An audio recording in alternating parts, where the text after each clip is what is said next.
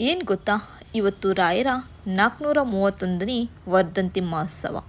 ಪಾಲ್ಗುಣ ಶುಕ್ಲ ಸಪ್ತಮಿಯ February 24ರಂದು ಈ ವರ್ಧಂತಿ ನಡೆಯುತ್ತಿದೆ.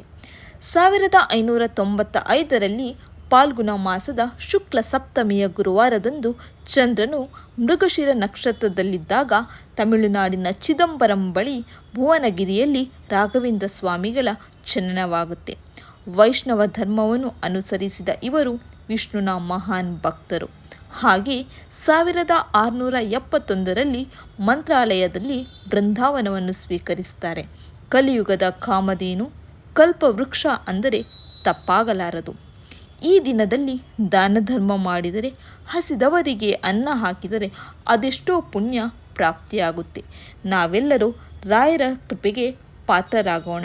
ಎಲ್ಲರಿಗೂ ರಾಯರು ಒಳ್ಳೆಯದನ್ನು ಮಾಡಲಿ. ಯಾದವ ಕೃಷ್ಣನ ಭಜಿಸುವ ಶರಣ ಗುರುವೇ, ಜಾನಕಿ ರಮಣನ ಶ್ರೀ ಜಯ ರಾಮನ ಪೂಜಿಪ ಹರಿಯ ಮಗುವೇ, ದೇವಕಿ ನಂದನ ಯಾದವ ಕೃಷ್ಣನ ಭಜಿಸುವ ಶರಣ ಗುರುವೇ, ಜಾನಕಿ ರಮಣನ ಶ್ರೀ ಜಯ ರಾಮನ ಪೂಜಿಪ ಹರಿಯ ಮಗು